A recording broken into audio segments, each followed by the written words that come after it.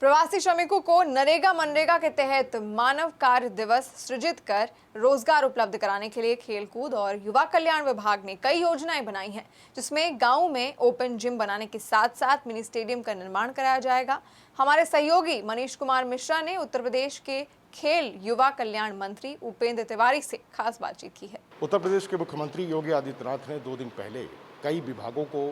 मंत्रियों के साथ बैठक की और 1 करोड़ प्रतिदिन मानव कार्य दिवस सृजित करने के लिए सभी जनपदों को कहा है। साथ ही इस जो भी मंत्रालय हैं जैसे कृषि, मनरेगा, ग्राम विकास, पंचायती राज, खेलकूद, युवा कल्याण, सूक्ष्म लघु उद्योग, सभी विभागों के मंत्रियों के साथ बैठक करते हुए मुख्यमंत्री ने कहा कि सृजन किया जाए। चूँकि 30 लाख प्रवासी श्रमिक उत्तर प्रदेश आ चुके हैं, उनको रोजगार देना है। इसी पर हम बातचीत करेंगे उत्तर प्रदेश के खेल कूद एवं युवा कल्याण मंत्री उपेंद्र तिवारी जी से। मुख्यमंत्री ने बैठक की और जो सबसे बड़ा इस समय प्राथमिकता कहें कि उत्तर प्रदेश सरकार के लिए बड़ी चुनौती है प्रवासी श्रमिकों को रोजगार देना। मुख्यमंत्री चाहते हैं अकुशल लोगों को हर विभाग अपनी ओर से मानव कार्य दिवस के रूप में सृजन करे ताकि उनको रोजगार मिले। तो आपके विभाग की तरफ से क्या तैयारी है? इसके लिए तो सबसे पहले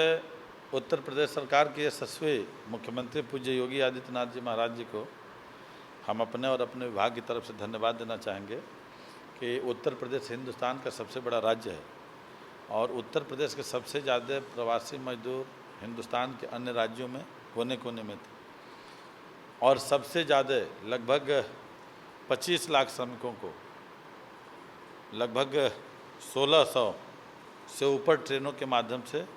और हज़ारों की संख्या में बसों के माध्यम से उन प्रवासी मजदूरों को लाया गया है और लाया ही नहीं गया है। जो भी प्रवासी मजदूर आए हैं उनकी प्रतिभा को निखारा जा रहा है कि वो किस क्षेत्र में काम करने वाले हैं। वो बढ़ईगिरी में हैं, राजमिस्त्री के रूप में हैं या फैक्ट्री वगैरह चलाने में है, मजदूरी के काम करने में जो जिस प्रतिभा का धनी है उसकी सूची गांव स्तर पर, ब्लॉक स्तर और डिस्ट्रिक्ट लेवल पर बन रही है। और इस तरीके के लोगों को स्वतः रोजगार देने के लिए, उनको स्वतः काम देने के लिए सरकार की तरफ से जो भी योजनाएं हो सकती है उसकी कार्य योजना माननीय मुख्यमंत्री जी ने बनाया है, जिसमें हमारे खेल विभाग की भी कार्य योजना उसमें सम्मिलित है। और हम कह सकते हैं कि सबसे बड़ा लाभ इस नरेगा और मनरेगा के काम की वजह से खेल विभाग को मिलने जा रहा है, क्योंकि गांव-गांव में ओपन जिम बनाने का कॉन्सेप्ट, गांव-गांव में जिम बनाने का कॉन्सेप्ट, चाहे अखाड़ा हो या व्यायामशाला हो, व्यायामशाला बना करके या जो भी ग्राम सभा की ज़मीनें हैं इंडोर स्टेडियम बनाने का अभियान जब से योगी जी की सरकार बनी है, हम लोग भी खेल मंत्री बने तो इसको मिशन के रूप में लिया गया और ये सरकार की तरफ से स्पष्ट निर्देश है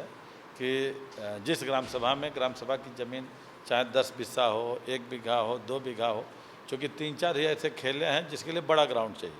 चाहे वो क्रिकेट हो, चाहे वो हॉकी हो, चाहे वो फुटबॉल हो, चाहे एथलेटिक्स का भाग दौड़ का हो, बाकी सब जो गेम्स हैं वो इंडोर स्टेडियम में भी हो सकता है। और इसलिए जहाँ पे भी ज़मीन उपलब्ध होगी वहाँ पे इंडोर स्टेडियम बना करके नौजवानों को, खिलाड़ियों को प्रोत्साहित करने के लिए सरकार अभियान लेकर आ रही है। उसमें ओपन जिम का काम, जिम बनाने का काम, व्यायामशाला बनेगा तो व्यायामशाला बनाने का काम, जो हमारे पुराने स्टेडियम, हम कह सकते हैं कि योगी जी की सरकार आने के पहले उत्तर प्रदेश में ग्रामीण क्षेत्र में 80 स्टेडियम और पूज्य योगी जी की यानी आज़ादी के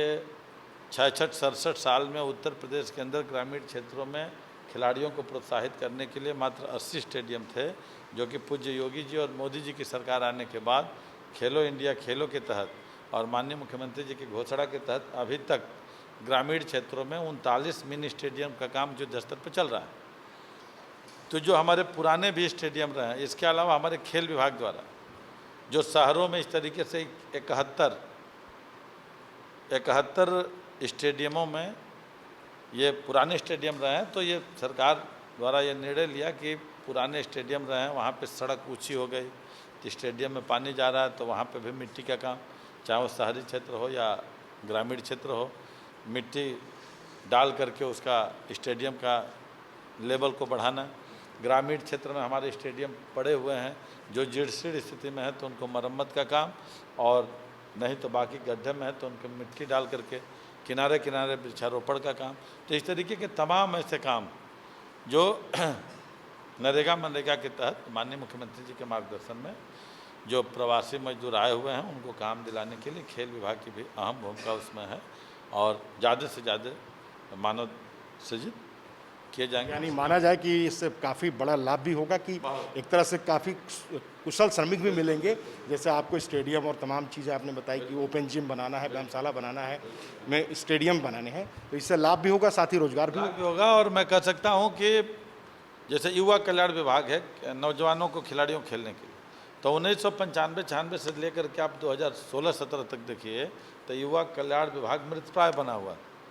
लेकिन हम धन्यवाद देना चाहते हैं उत्तर प्रदेश के यशस्वी मुख्यमंत्री पूज्य योगी आदित्यनाथ जी महाराज जी को, जिन्होंने युवक मंगल दलों को जीवंत करते हुए उनका गठन हुआ और जहाँ पे भी खिलाड़ी इस तरीके के हैं युवक मंगल दल का गठन है,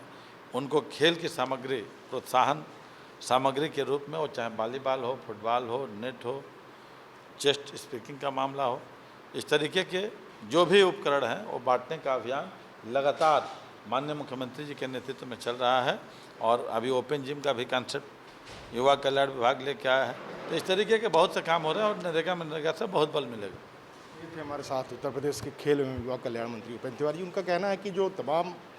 ओपन जिम, व्यायामशाला और अन्य जो स्टेडियम बनाने का काम गाँवों में, शहरों में होगा, उससे सीधा जो है वो मनरेगा नरेगा के तहत उन प्रवासी श्रमिकों को रोजगार मिलेगा। और इनके विभाग ने एक बड़ी योजना बनाई है, तो दोनों फ़ायदा है। जहाँ खेल कूद युवा विभाग को, कल्याण विभाग को एक बड़ा स्टेडियम, ओपन जिम जैसे चीज़ें मिल जाएंगी, वहीं श्रमिकों को भी लाभ होगा। कैमरा पर्सन पीसी चौधरी के साथ मनीष मिश्रा, न्यूज़ इंडिया, लखनऊ।